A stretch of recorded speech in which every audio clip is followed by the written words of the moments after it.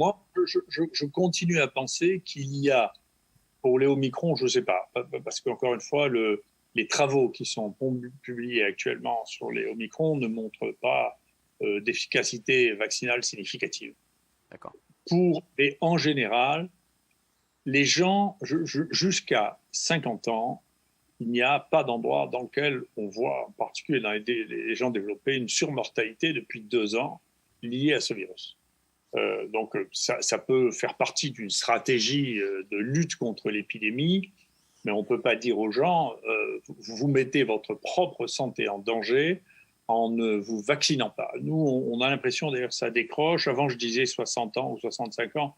On a l'impression que ça décroche à partir de 54 ans, c'est-à-dire que les risques de faire quelque chose d'un peu plus grave à partir de 54 ans sont significatifs. Et puis, bien entendu, les gens qui sont obèses présentent un risque. On sait que c'est à la fois l'âge et l'obésité qui font le risque de cette maladie.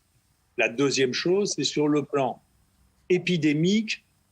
Est-ce qu'on a une évidence que ça sert à quelque chose? C'est ça. Et la réponse, je suis désolé de ne pas être d'accord avec les autorités. La réponse, c'est non. Voilà. Ça ne contrôle pas l'épidémie, pas du tout. C'est les pays dans lesquels on a fait le plus de vaccins qui a le plus de cas. Alors, donc, c'est pas vrai que ça contrôle l'épidémie pour des raisons qui sont complexes à expliquer scientifiquement.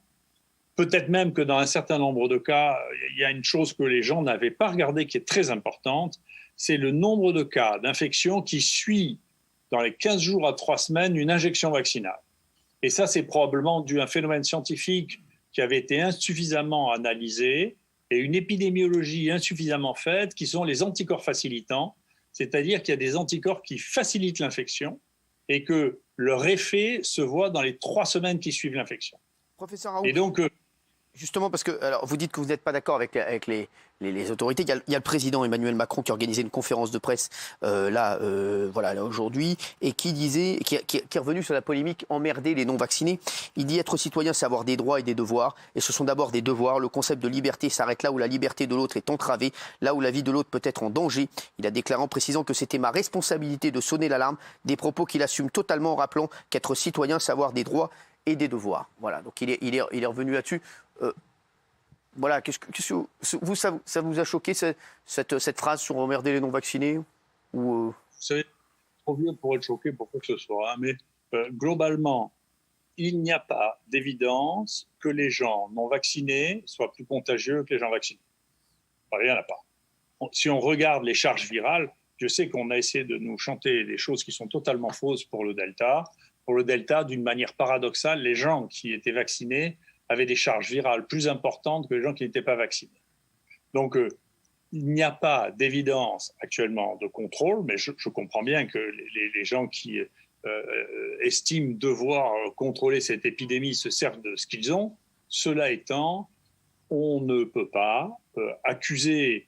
là, on arrive même, heureusement, je crois qu'ils ne vont pas le faire dans le CHU, mais on arrive à une espèce de paradoxe qui a été évoqué là dans les autorités du CHU, qui m'a foutu dehors, mais je sais quand même. Ce qui se fait, c'est qu'ils proposaient que les gens vaccinés asymptomatiques, les personnels de soins vaccinés asymptomatiques puissent venir à l'hôpital soigner, mais pas les non-vaccinés asymptomatiques. Et là, on fait culminer la déraison qui est « je sais ce qui est bien et je me fous de la science ».